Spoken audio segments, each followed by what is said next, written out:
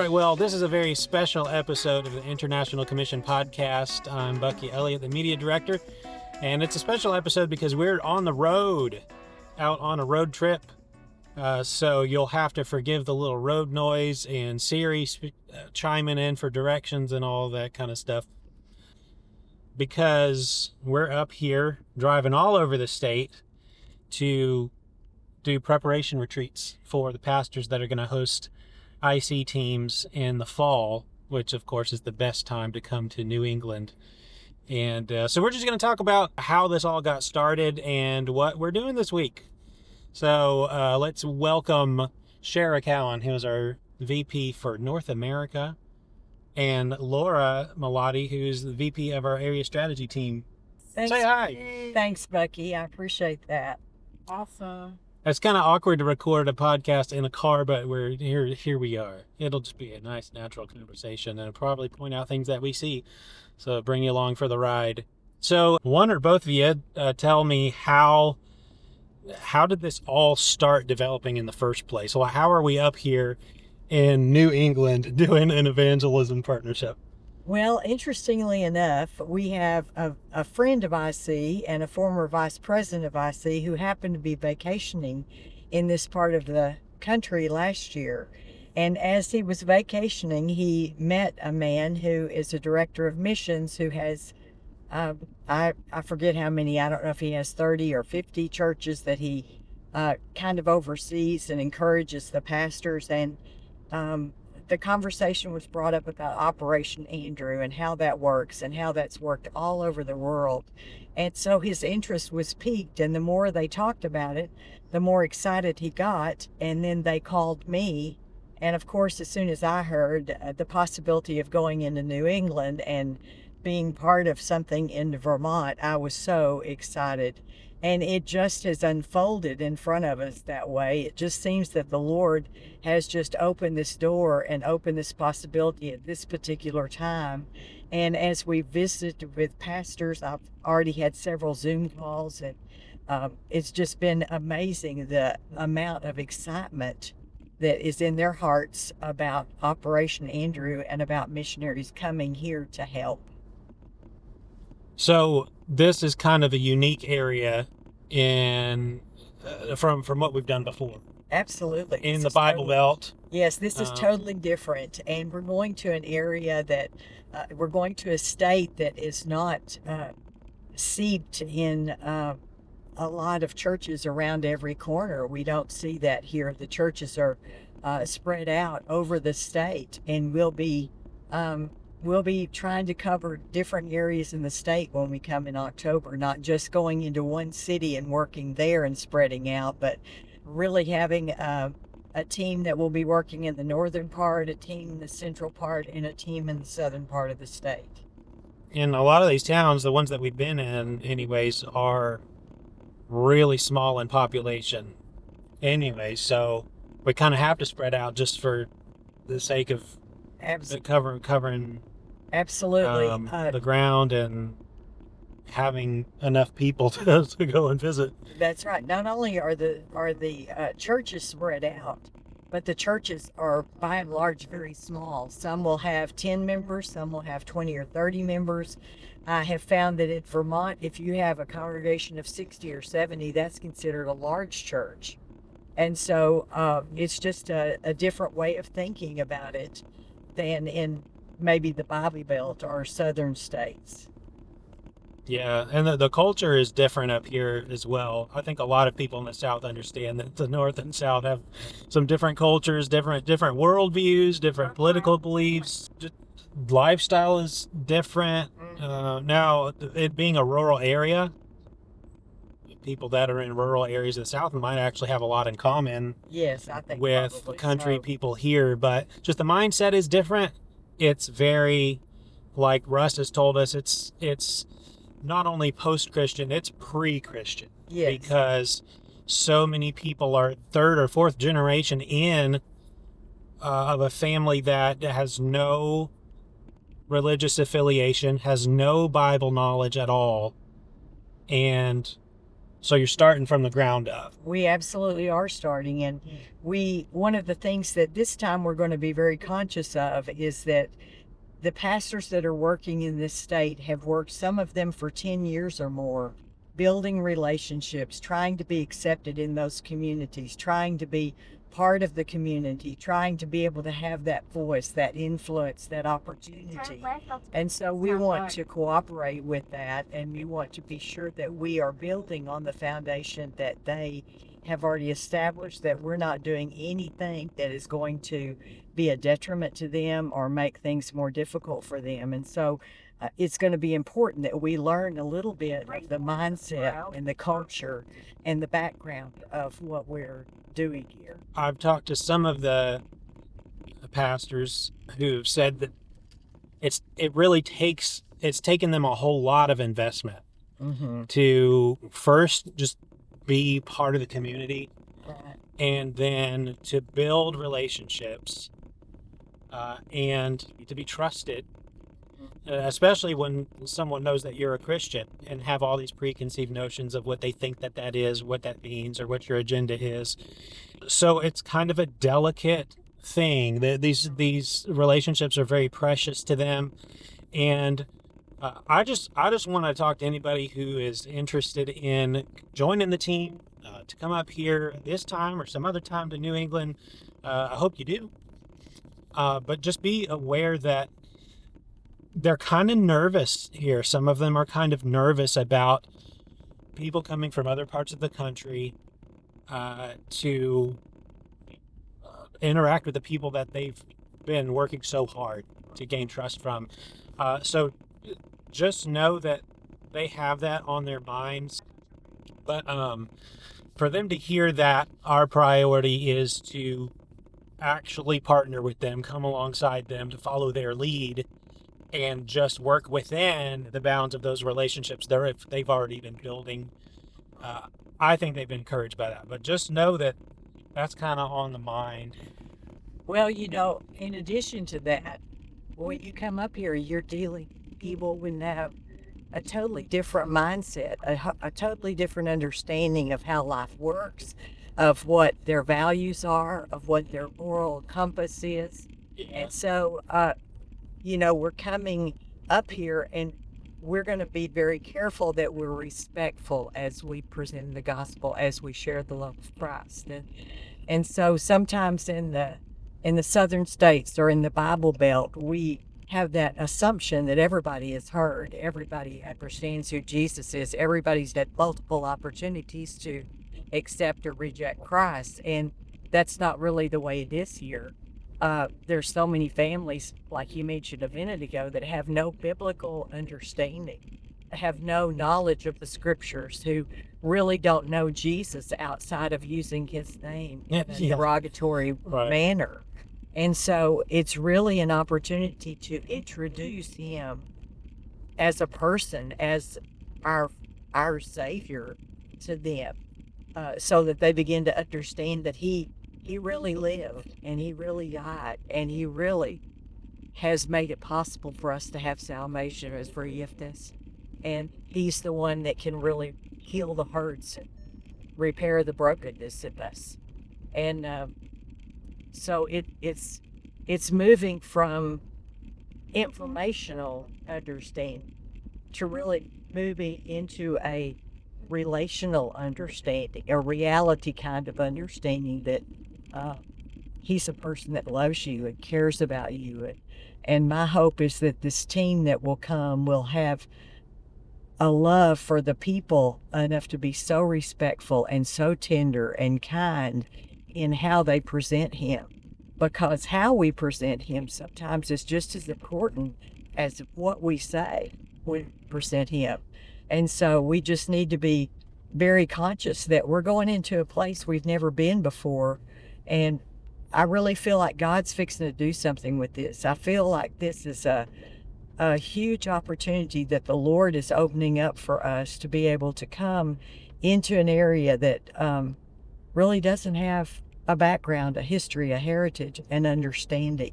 And we have the opportunity to make that introduction. Mm-hmm. For me, I've been feeling like almost like being in another country, really, and all the same anxiety and hesitation that we see pastors in areas of the world where the gospel is not so welcomed.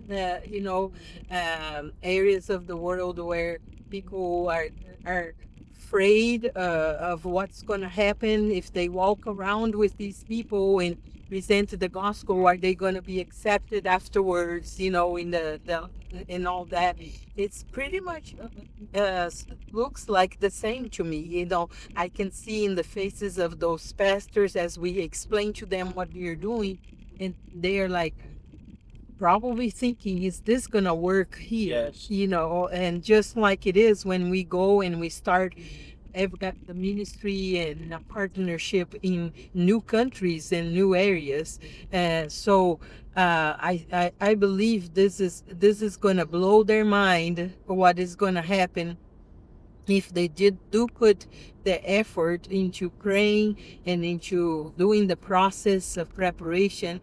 They are going to be blown, their minds will be blown, because they may have made more impact in these people around here than they think. Yeah. And all it takes is for somebody different to come and say the same thing that they've been saying for a long time, and that is going to click for those people because the seeds have been planted. So I really do believe there will be a great harvest in Vermont, and it will be a great root for our ministry, even in the U.S.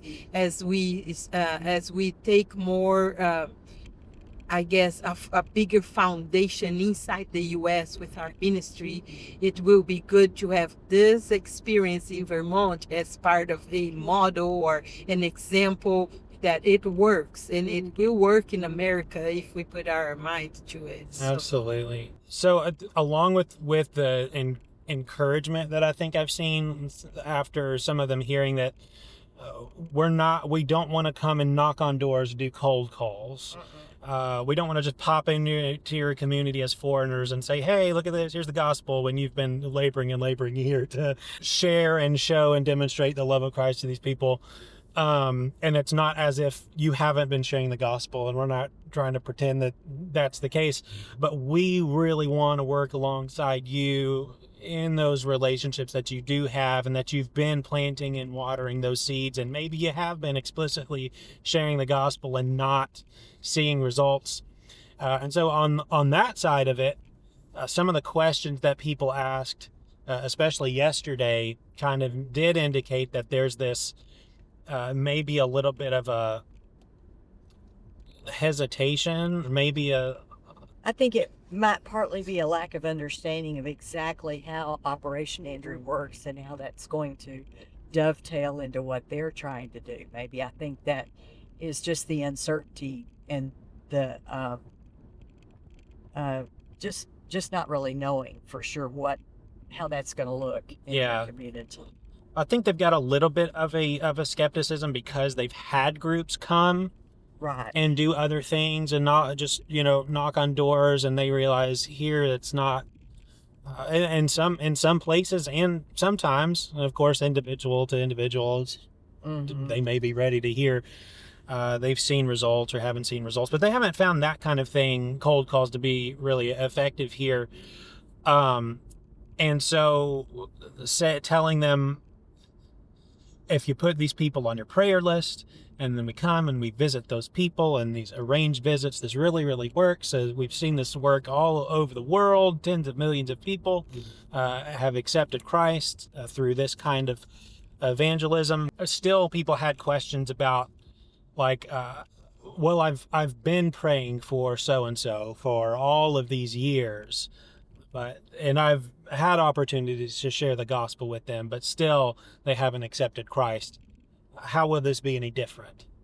And what Laura is talking about, I think, is what makes all the difference, because it's the way the Lord works in our partnerships all over the world, that sometimes we just testify in part.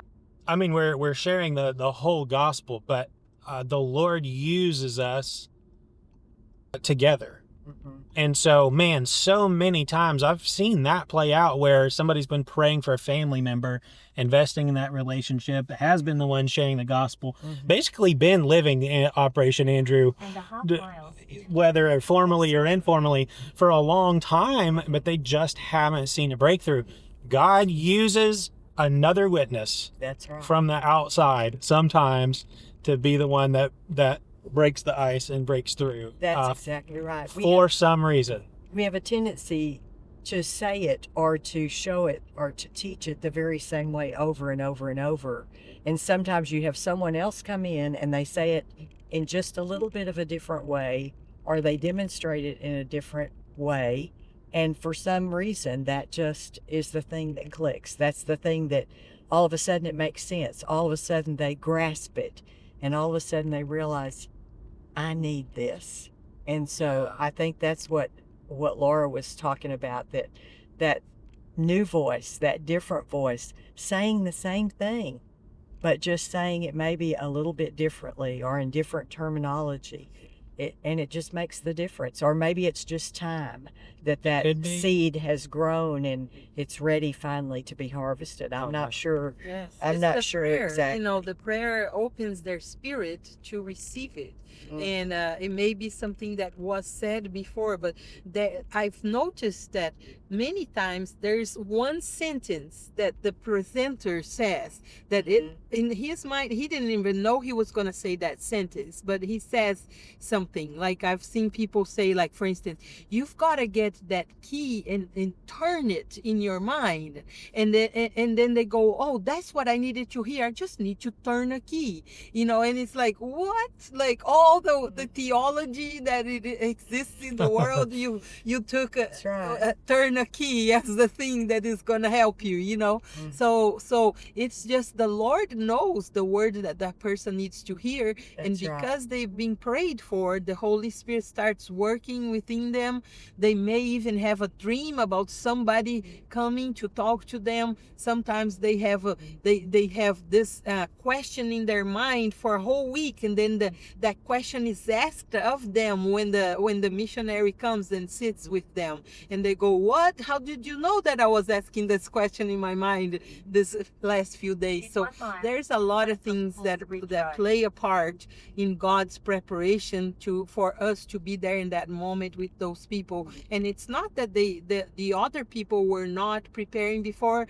They are the ones that gave that root, planted that seed, and they're the ones who prayed for them. So it's more about them being prepared and preparing the soil for us than us having anything to do with it. You know, all we do is we are available and we are there for the Lord to use our voice, our minds, our body. But the truth is, the work is done in the local church, continuous, and is always that's when they put their work and the effort on it. That's when things happen, and it's just amazing what the Lord does. And so that's really the whole purpose of these retreats. That first 45% of a partnership. So, Laura, will you explain kind of what is that? What is it that we're doing in these retreats? Yes, the 45% is the foundation of any process of a partnership, because that is the time when both parts, that the ones that are receiving and the ones who are coming to the area, they are going to be prepared in the soil for what the Lord is going to do. Basically, the preparation comes from us praying. Everybody praying and intentionally praying and objectively praying. We're not just praying, Lord, bring souls to Christ here. We are praying for specific names. Then we develop that by praying for a specific prayer requests of those names. We develop a relationship with those people. And those 45% are pretty much relationship building that will pick into a visit to share the gospel, to be exposed to the word of God, to the great news that Jesus Christ brings. So the 45% are basically that, preparing the soil for a wonderful harvest that is going to come once we are out there visiting people.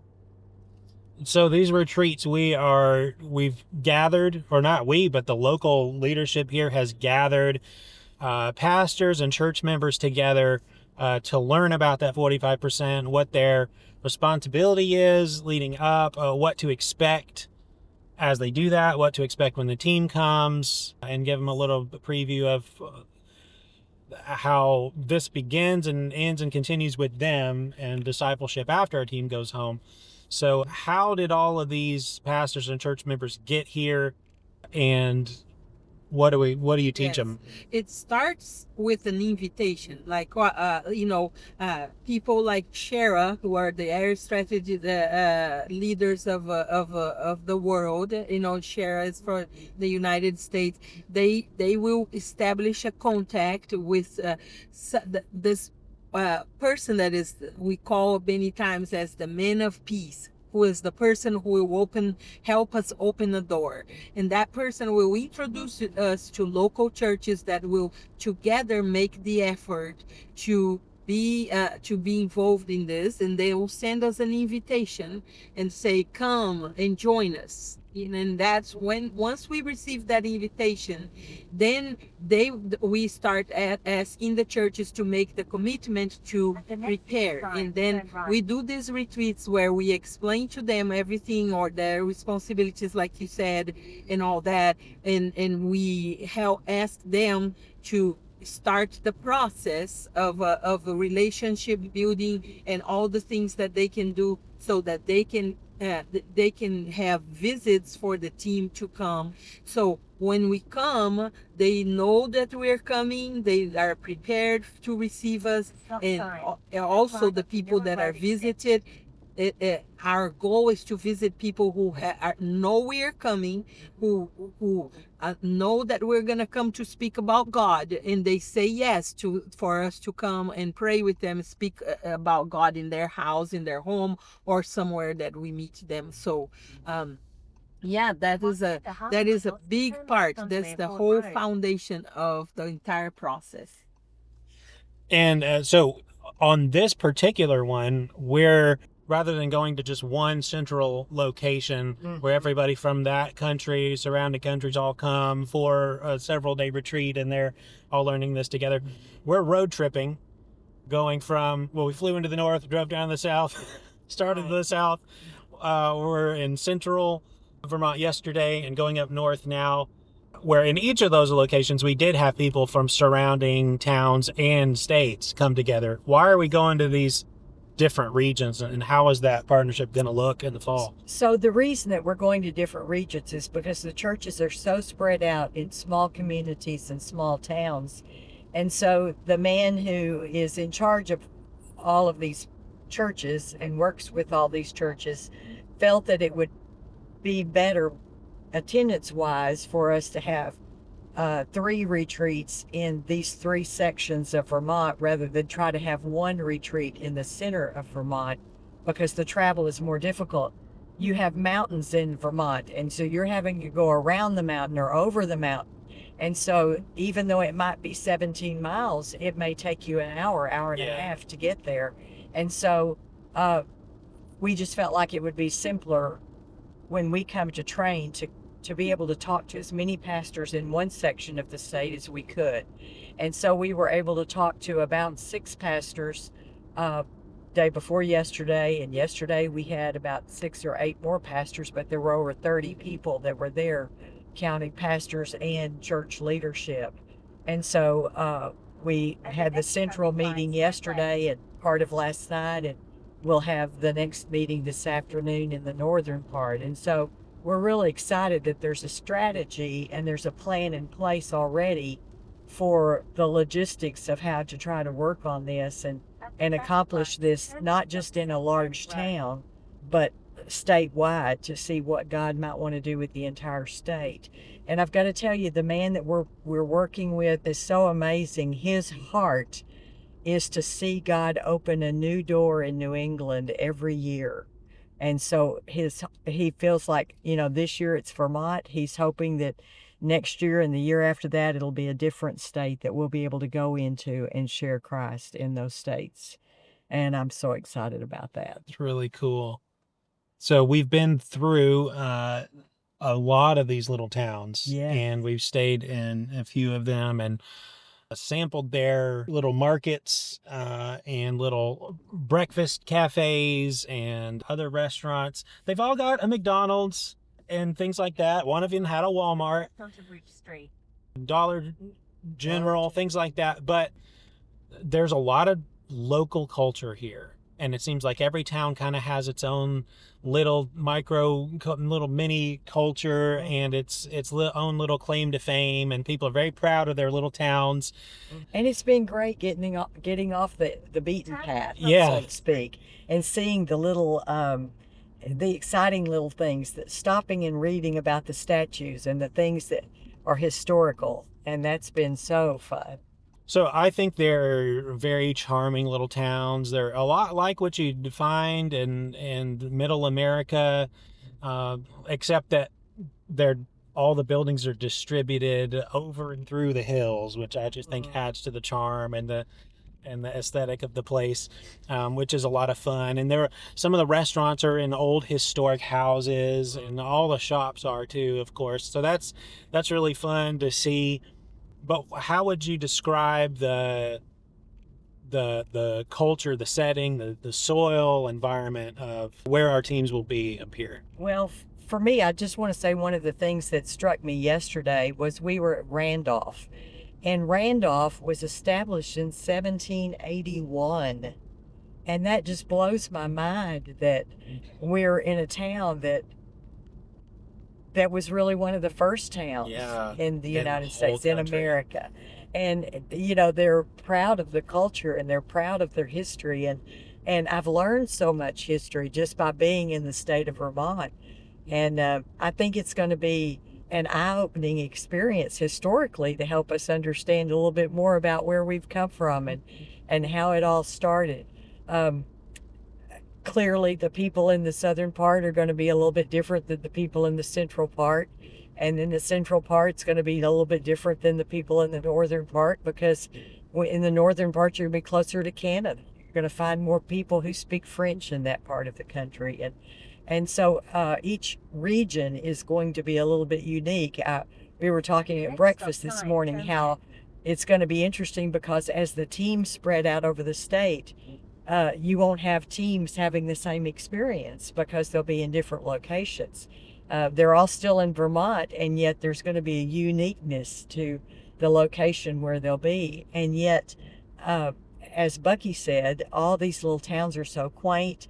The architecture of the houses and of the courthouse and the schools and all that is so different and so unique, and that's been really something that has attracted our attention and our notice since we've been up here. The countryside is beautiful. It's hills and mountainous, and I just could sit and just take it in. It's just so breathtaking. The further up north we've gone so far, the more and more it looks like both the East Tennessee or Germany, even. And so for me, that just sings to my soul. It's in my blood. And so I love driving these mountain roads and seeing all the trees and the farmhouses and things like that. And we're about to get into the area where you have the ski resorts, and you have the Von Trapp family has a resort. And so there are things in this part of the state that we've not seen in the other parts of the state, things that are absolutely unique to this area. I have found the people to be really friendly. Yes. I've heard a couple of pastors point out that you don't have the same southern hospitality here. I'm going to disagree a little bit. Yeah. People call you sugar and honey and deer, and at least the people serving you anyways, cashiers and servers and stuff, have been very, very friendly and very kind. Very willing to talk and all those sorts of things. So and even to go out of their way a little bit to help us in different areas. Yeah, people are really willing to, and I think partly because they're proud of where they're from. They want to show you and tell you where things are and how to make the most of it, and that's been nice. Other than that, how would you describe the spiritual climate here? Well, I'm excited about the pastors and the church leaders that we've met, and that's very encouraging to know that they have a presence and they're moving forward in a positive direction. Almost all of the pastors mentioned that God has blessed them with growth, and He's blessed them with increase this past year. This area is one of the fastest growing areas percentage wise for Christianity, not only in the state, but in the United States. And that's kind of an exciting factor Yeah, to Russ throw told out. me that. Yes, it's really great. And so I was excited to hear that. But I've got to tell you, there's an area of spiritual darkness that you can feel. You can Yeah. feel the oppression, and it's stronger really in some places than in others. You know, there are places where the light's been shining for a while in these communities, and then there's places where there hasn't been much light to shine. And so those places, you can feel that oppression, you can feel that darkness, and you feel that there's a force that we're going to have to encounter when we're here. But that's what we're here for. Yeah. We're the light. And God's sending us up here to the dark places to shine the light so that people can be moved from the darkness into the light, from death into life. And so, what a great privilege we have and an opportunity we have to come and share the gospel, the thing that will change lives and make a difference. Absolutely. And the people are looking for that truth. They are Looking for that They're fulfillment, and you can searching in tell. so many places, in so many ways, trying to find what makes sense, trying to figure out what they can worship or what the truth is. And the places a lot of them are looking are kind of in New Age spirituality and Eastern mysticism, things like that, because of the hippie influence. Right. Because a lot of the people here, their parents or grandparents or whatever, started settling up here from other Right. parts of the country. So there are people whose families have been here for a really, really long time, and maybe That's eventually, I mean, maybe originally came as Congregationalists. They came for a Christian religious freedom up here. Lots of other influences, of course, too. But then in the 60s, 70s, I guess, a lot of people came up this way from California and other places, and brought a lot of their spirituality that's rooted in all those other things here. And so there's a big influence of that, yet very, very little biblical knowledge. That's And true. I think it's really evident, especially in some of the towns we've been in. You can just Yes. really tell.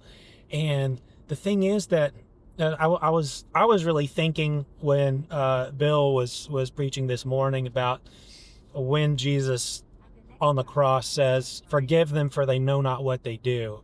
And he's talking about the crucifixion. But man, isn't that the case with a lot of people here or anywhere Absolutely. where in a Absolutely. godless society, people are looking for the truth. They don't know where to find it, and they're doing their best. Yes. Yeah. They're really we were talking about this earlier, like before we were recording on the last little drive here, that they don't know what good is because they don't know God. Right. But they're looking for it, and they think they're heading in that direction, but the world is defining and dictating what good is for them, and they don't know what they're doing. That's And true. should our attitude should not be, oh, let's judge them because they're doing all this idiotic Exactly. stuff and they're worshiping evil spirits and occultism, or worshiping their own sexuality or whatever it is. They don't know what they're doing. May the No, Lord and forgive them. May we forgive them and show them grace and compassion instead, and lead with absolutely. that. And keep in mind, God has put it in us to want to worship. And of course, the object of our worship needs to be Him. But if you don't know Him, then you're going to worship something. Yeah. And so a lot of people are turning to what they think is going to fill that void in their hearts and make them happy. And they don't understand that you can't look inward and satisfy that void. You've got to look upward, and you've got to find that the Lord is the one that needs to fill that void that's in our hearts, that God-shaped space Yeah. that only He can fill up. And so I think sometimes without him, what would I be? Where would I be? Who would I be? And so I'm so thankful that I know him, but I don't want to lose sight of the fact that without him, this would be my life.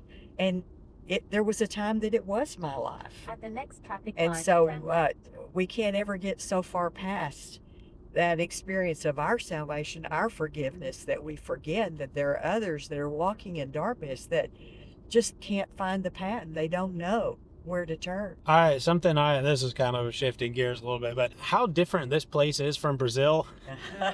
Yeah. But the amazing ways that I've seen God use Laura the last couple of days Yeah. to relate to this context with the spiritism and things like that are a part of your past, your testimony. You were able to make a touch point with some of these people who see that as such a barrier. Yes. Maybe they don't relate to it. It's not part of their lives. It's a huge hurdle for them, and they're worried about, man, how do I get across that to communicate the gospel to some of these people who aren't going to listen to us because they're into all of this other spirituality, and there's all of these other, all the baggage that comes with that, all the spiritual warfare that comes with that, or their other beliefs are so starkly different from mine. I won't be able to talk to them.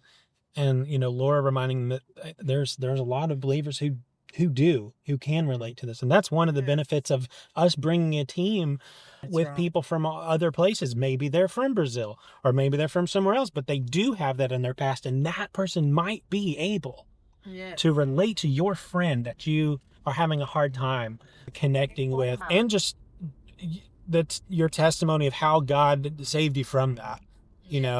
I think that has been a really cool thing, a really encouraging thing, just to see how we have a ministry model, we make plans, we organize and plan and train, but this is all God's thing really anyways. And so he's going to put all the right people in the right places, and whatever barriers and difficulties that we think exist, they're nothing to him. That's right. He'll not only work in spite of them, he'll work through those very things to reach people. And so that's been really cool. Amen. All that said, you want to be a part of this. You do. This is going to be amazing. Yes. It's going to be amazing. And I knew there were some places that really needed a gospel presentation, really needed the truth of the gospel. And sometimes we go overseas and we find these areas of virgin territory where the gospel's not ever been shared. But we've got an area right here that really needs the gospel. And the pastors and the leaders are like the Macedonians saying, come over and help us. Come and help us. So I pray God will touch your heart and you'll come over and help us. It's like being in a different country up here, but you don't have to fly overseas. Yes. They've got, at least mostly, as far as we've seen so far, they've got running water, indoor plumbing, good food. So it's a little bit easier trip, practically speaking. You don't even need a passport. So that's right. So come on, join the team. If you are interested in coming up to Vermont, you better go to internationalcommission.org/go and sign up now, because there's a lot of interest, and Shara said the team is building already. So they are building, and I'm getting calls daily saying, tell me about Vermont. So if you want more information, get on the website, but you can also contact me through IC. All right. Any parting words, Laura? Yes. May the Lord be with you. Remember that the goal, God already said. So don't pray that God will tell you to go. Pray that God will tell you if it's not this the right time for you to go, or if you should stay. But don't wait for God to tell you to go, because he already did. Yeah. They've got a standing order to go. It's a matter of where and when. And if you're not going right now, who can you send right now? Well, I had somebody really close to me that used to say, you've been commanded to go. You have to get permission to stay. Right. All right. So go. Let's go.